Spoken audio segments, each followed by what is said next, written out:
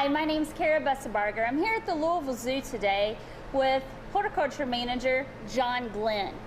Now, the Louisville Zoo sits on 134 plus acres of land, which includes many exotic plants, trees, and grasses. Now, for some of us that just kind of tend gardens on the weekend, John, this can seem like an unfathomable task.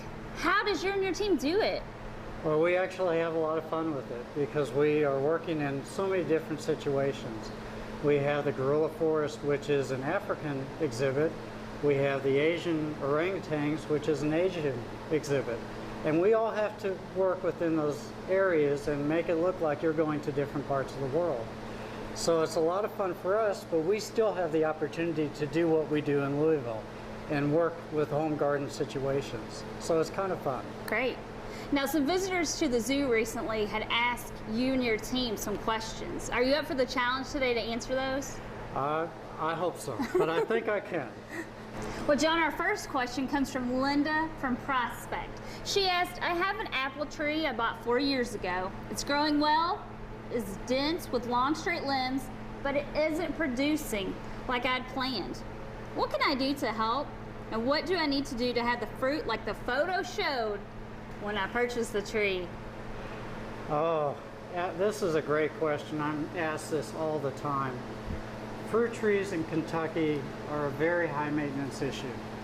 The reason her tree isn't producing fruit sounds like she has a lot of what we call water sprouts.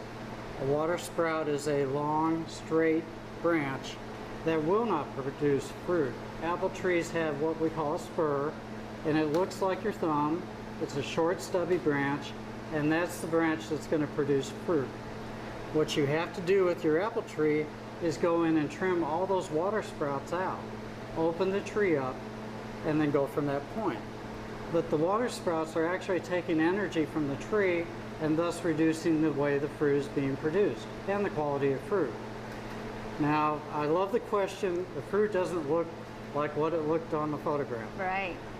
Well, the photograph is under perfect conditions, and I'm often asked, can I do apple trees or fruit trees without chemicals? No, you can't. It's just a fact of life. If you want the supermarket quality fruit, you're going to have to use chemicals. Sorry, that's the way it is. There are organic varieties, but they still have pest problems. If you don't mind a few pests, a few worms in your apples, you can cut them out. And if you don't mind fruit that looks ugly, it's still good. So you'll have to deal with that. But I would like to tell you about what we call antique plants or heirloom plants. Back in the 1800s, there were over 500 varieties of apple trees because there were so many uses for apples. They stored them, they used them for desserts, they used them for applesauce. Wow. There are so many different things. And if you go to the computer and look up heirloom apple varieties, you'll find a tremendous amount. And there's actually a nursery in Indiana that's growing these old varieties. So I'd ask you to explore that because they're wonderful apples. They give you much better flavor. Hopefully you've seen in supermarkets lately all the different varieties coming in, like Fuji, Cameo, and Sonic, and I think there were some others. So look for the different varieties. Another great resource is the County Extension Office, and you're going to hear that a lot from me and my staff.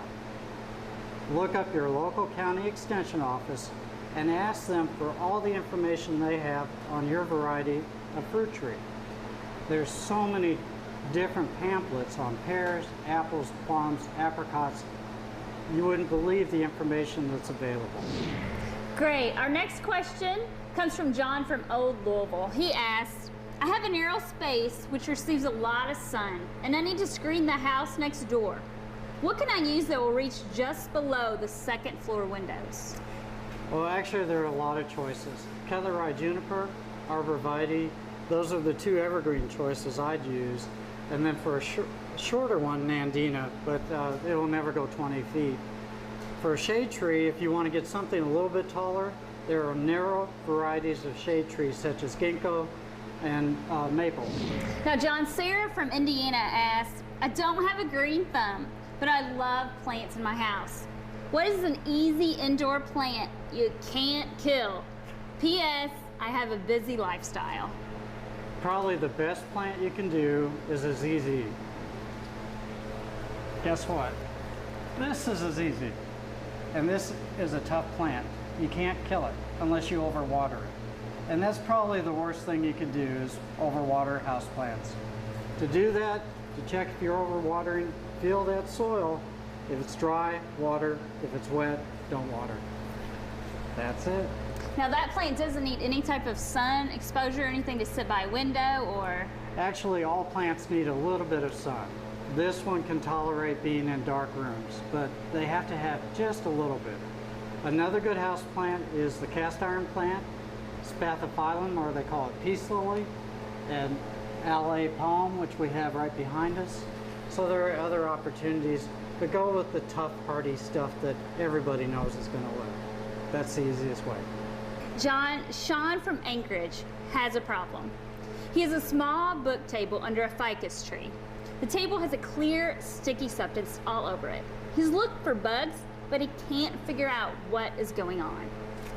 That's easy. That's an easy solution. What's going on is you have a bug called scale. Scale takes sap from the plant, it goes through its body and comes out the other end, and then falls on the table, and it's sticky, it's called honeydew. That's what's going on. The way to get rid of it, you have to spray it with dormant oil, and you have to do that several times. Now, I've mentioned dormant oil before. Dormant oil can't be applied when it's too hot. Your temperature range is 50 to 65. Anything over that, the plant will basically cook, like in the greenhouse here. So you have to be careful when you spray it. But you've got scale. And to get the sticky stuff off your coffee table, warm soapy water, and that will take care of it. Now, John, can that oil be purchased at a local greenhouse or super center? Yes, normally you can find it at a good feed and seed place, a super center. There are several local garden centers that will carry it also. Great. Sam from Floyd's Fork says he has an arundo and he needs to trim it, but it hurts his arms to cut with loppers. What can he use? It hurts my arms to cut it with loppers. What I use is a weed eater with a metal blade on it, or even a chainsaw. I don't like chainsaws. They scare me. I've seen what happens if it kicks back on you. But I'd suggest the weed eater with the metal blade. Take it down about 4 inches off the ground. It will spread on you, and it makes it easier on your arms. Now, John, our last question is from Sandy from Louisville. She asks, what is a good ground cover for shade? This is a good question. I'm often asked this all the time. Ground covers are a difficult situation because we have several that are invasive to our environment here in Kentucky. Ones I would not use would be euonymus and vinca. The others that I would use are liriope and dead nettle and pachysandra. Be careful with pachysandra because we do have some wilt issues with that, and that what happens there is it gets into the plant and you'll lose the whole stand.